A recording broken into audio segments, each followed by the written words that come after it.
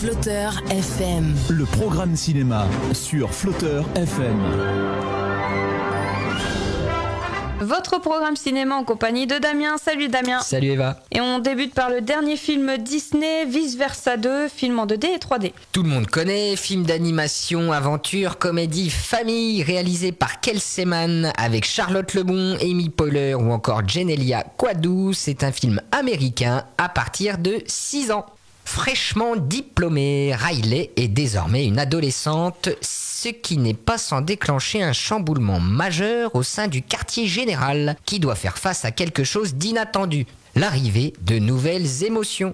Joie, tristesse, colère, peur et dégoût, qui ont longtemps fonctionné avec succès, ne savent pas trop comment réagir lorsqu'anxiété débarque. Et il semble qu'elle ne soit pas la seule. Et ben voilà, c'est très exactement tout ce qu'il fallait pas faire. Le changement, ça fait peur. À nous tuer.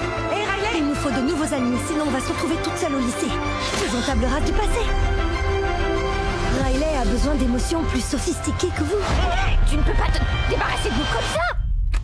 Nous sommes des émotions réprimées.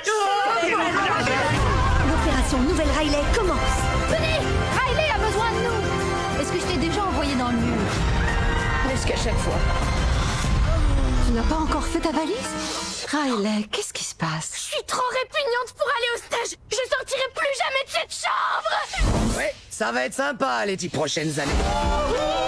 Je ne crois pas, c'est trop beau. C'est un rêve pour ces voix.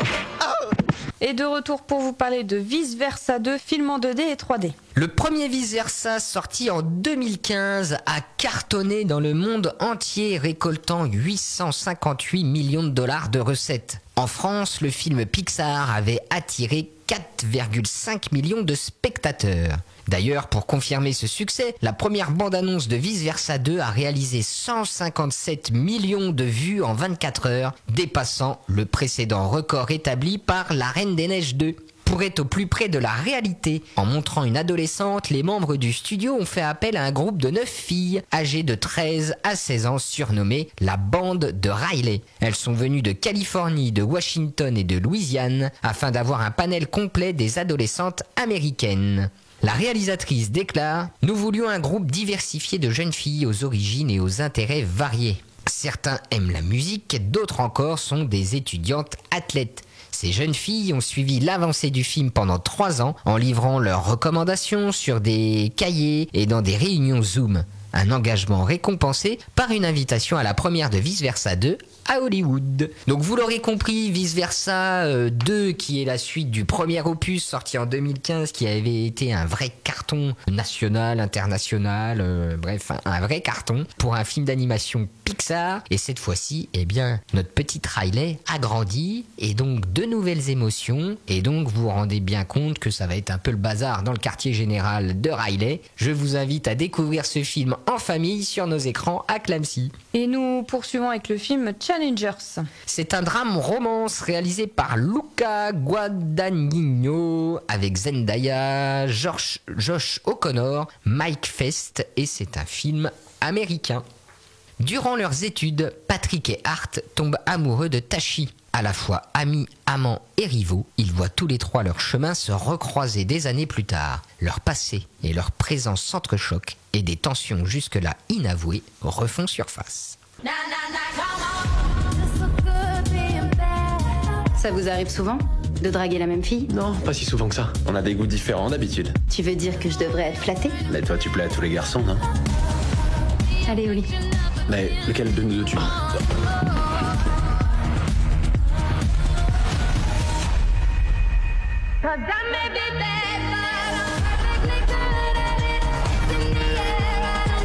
Il est pas amoureux de toi. Qu'est-ce qui te fait dire que j'ai envie qu'on soit amoureux de moi? Ça fait plaisir de te voir t'enflammer comme ça, même si c'est pour ma copine. Et nous vous parlons de ce drame romance Challengers. Justin Kuritzk signe son premier scénario pour le cinéma après s'être fait connaître comme dramaturge. Le projet de Challengers est né dans des circonstances singulières. Kuritzk menait des recherches sur le parcours de son grand-père qui a été président du bureau du Queens de l'US Open dans les années 80.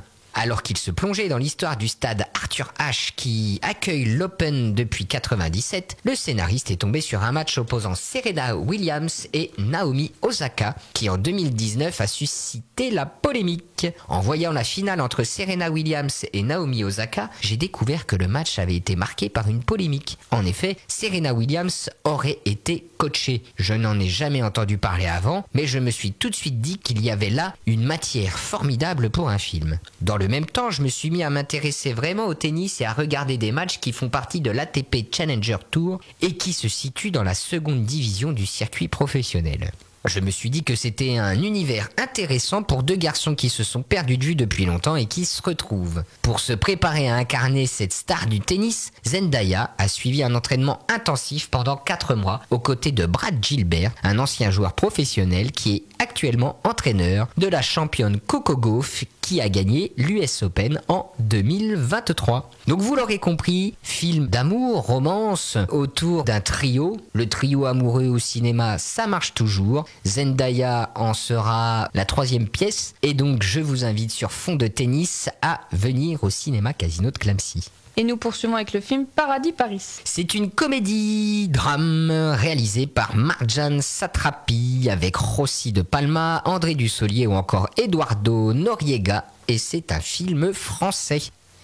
Ex-star de l'opéra Giovanna fulmine. Alors qu'elle a été déclarée morte par erreur, les hommages de la presse tardent à venir. Mike, cascadeur anglais, peut-il décemment trembler devant la mort alors qu'il la défie tous les jours? Fumée-tu, mais Dolores s'en fout. Le jour des 15 ans de sa petite fille, elle passe unilatéralement un pacte avec Dieu. Alors qu'elle essaie de se suicider, Marie Cerise, ado harcelée, humiliée, déprimée, est kidnappée et va tout naturellement faire de son ravisseur son psy. Édouard, bien qu'il présente depuis des années une célèbre émission criminelle à la télé, accuse le coup quand sa mortalité se rappelle à lui. Dans les rues vivantes et cosmopolites de Paris, ses destins s'entremêlent et se répondent, connectés les uns aux autres par des figures universelles du quotidien, une femme de ménage, un flic à cafetier, et si, face à la mort, le mieux était encore de vivre. Même ma mort ne les intéresse pas. Faire le deuil de ses illusions, c'est sûrement ce qu'il y a de pire.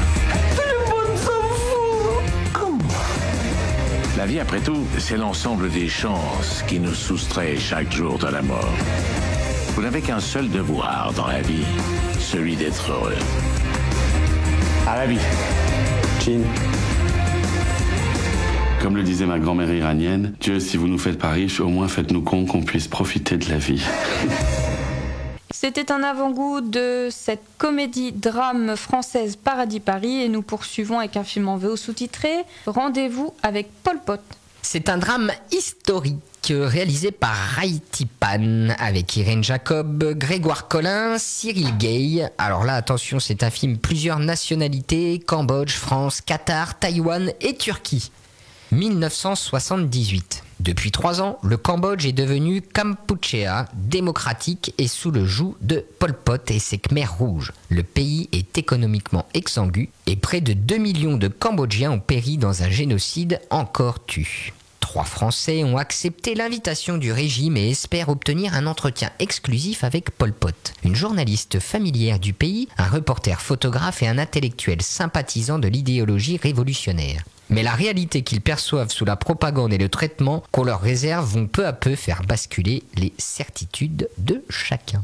Ce film, bien sûr, est une fiction très inspirée du livre de la journaliste Elizabeth Baker, qui était journaliste, on peut le dire, de guerre un peu, notamment sur la partie asiatique, notamment Vietnam, Cambodge et d'autres pays. Je vous invite donc à venir découvrir l'histoire des Khmers rouges sous Pol Pot au cinéma Casino de Clamecy. Et nous poursuivons avec un film en VO sous-titré Greenhouse. C'est un thriller réalisé par Sol Woo Lee avec Seo Yeon Kim, Jae Sung Yang ou encore Soyo Han et c'est un film de nationalité sud-coréenne. Aide-soignante à domicile, Moon Jung s'occupe avec bienveillance d'un vieil homme aveugle et de sa femme. Mais quand un accident brutal les sépare, tout accuse Moon Jung. Elle se retrouve à devoir prendre une décision intenable. Donc vous l'aurez compris, il sera question donc d'une aide-soignante à domicile dans un pays comme la Corée du Sud où ce sont des questions qui reviennent beaucoup, mais c'est assez universel comme thème puisque en France aussi nous avons des problèmes liés à ces aides-soignants et en majorité en fait dans le suivi de nos seniors. Je vous invite donc à venir découvrir ce thriller sur nos écrans à Clamecy. Et nous poursuivons ce programme cinéma avec le rendez-vous des allumeurs d'étoiles ce vendredi à 20h30, Fainéante. C'est un drame français réalisé par Karim Dridi avec Fado Julian, Jou ou encore Odette Simoneau. Nina et Jules, copines inséparables, sont expulsées de leur squat. Elles reprennent alors la route à bord de leur vieux camion avec une soif de liberté et une seule obsession, faire la fête. Rencontres impromptues, travail saisonnier, concerts, joyeuse subversion, quelques galères, mais surtout beaucoup d'aventures rythment désormais la vie nomade de ces deux amis. Donc le rendez-vous des allumeurs d'étoiles ce vendredi à 20h30 en présence d'une actrice principale du film. Exactement, donc l'actrice qui se fait appeler Jou, en fait elle s'appelle Julie Joule, c'est l'actrice principale du film et nous aurons la chance d'avoir sa présence lors de cette séance du film Fainéante et bien entendu il y aura une discussion avec elle à l'issue du film. Et nous terminons avec le coup de cœur des allumeurs d'étoiles, Dissidente. C'est un drame réalisé par Pierre-Philippe Chevigny avec Ariane Castellanos, Marc-André Gondrin ou encore Nelson Coronado et c'est un film franco-canadien.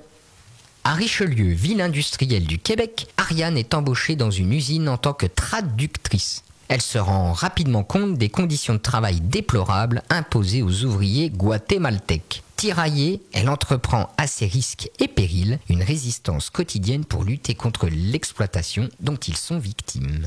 Donc vous l'aurez compris, notamment au Québec, le système canadien d'entente diplomatique permet donc à des travailleurs étrangers de venir de façon temporaire au Canada. C'est le cas du Mexique, du Guatemala, des Philippines et bien entendu, il y a des abus que Pierre-Philippe Chevigny dénonce dans ce film. Je vous invite tout simplement à venir découvrir Dissidente sur nos écrans. Et donc je vous rappelle les nombreux films à l'affiche cette semaine. Vice Versa 2, le dernier film Disney proposé en 2D et 3D. La famille Hendrix qui est une comédie française notamment avec Danny Boone. Challengers qui est un drame romance avec Zendaya. Paradis Paris qui est une comédie-drame française. Rendez-vous avec Pol Pot, film en VO sous-titré, c'est un drame historique. Greenhouse qui est également un film en VO sous-titré, c'est un thriller. Dissidente qui est le coup de cœur des allumeurs d'étoiles, c'est un drame. Et on termine avec le rendez-vous des allumeurs d'étoiles ce vendredi à 20h30 pour le film Fainéante, en présence de Julie Joule, actrice principale du film, et c'est un drame et on se retrouvera la semaine prochaine. Salut.